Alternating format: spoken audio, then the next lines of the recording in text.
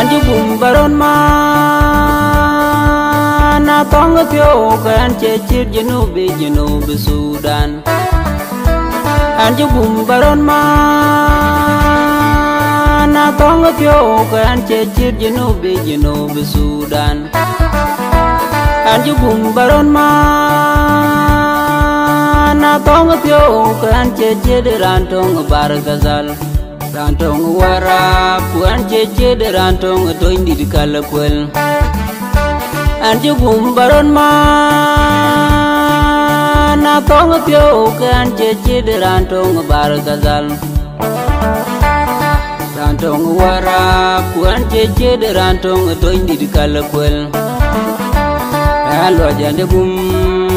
bajen piu kujen panakim ku panabun kaliu. Aku jangan balawai, ku ane cibai lel, babai beriagi, babai kecina lej,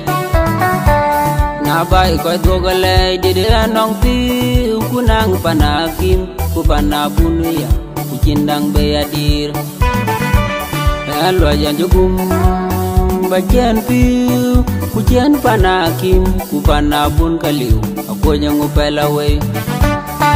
Ane cibai luel babai beriagi bai kecina lej nabai kau dua lej jadi anong piu ku nang panakim ku panabun ya ku cindang beyadir.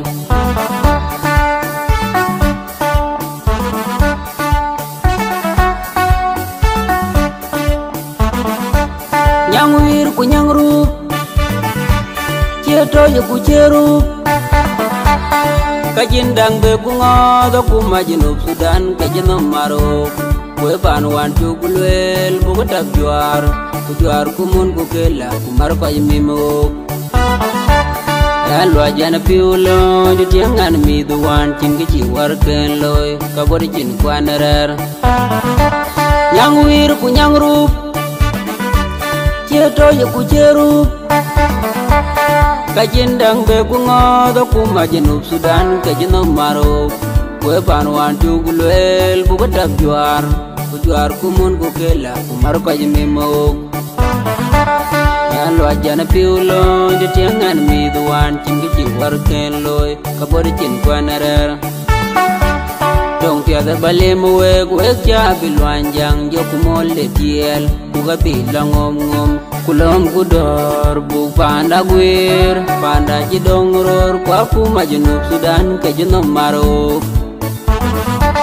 dong tiada balemu wek ja bilwanjang jo kumole tiel kuga bilang ngom kulom kudor bu panda guir panda jidong ror kwaku majunub Sudan kajunum marok panda kacengku riel nyalinyal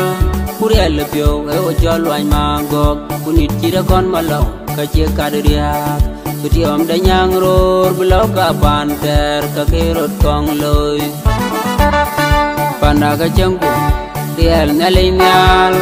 kuriel pyo o jolo ay mangok kunit cira kon malo kacie kadriak kutiom danyang ror belau ka panter kakerot kong loy.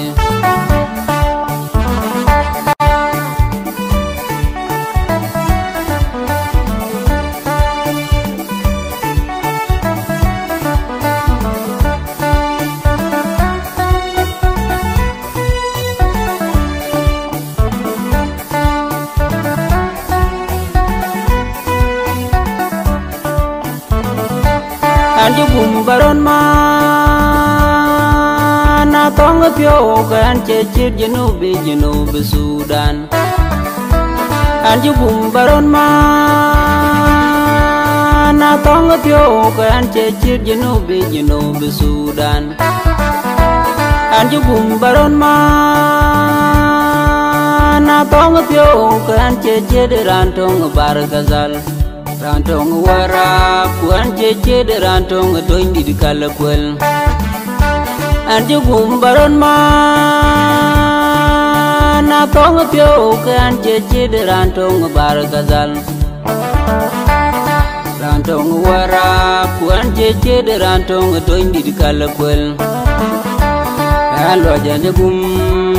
ba chen piu ku chen panakim ku panabun kaliu ako jango palawe ku ane je bai lel ba bai bai ria ge bai ka chinalej na bai ko to gale de anong piu ku nang panakim ku panabun ya ku cindang be adir lo yan jugum ba chen piu ku chen panakim ku panabun kaliu ako jango palawe ku ane je bai lel ba bai bai ria ge bai ka chinalej na bai ko to gale de anong piu ku nang panakim ku panabun ya ku cindang be adir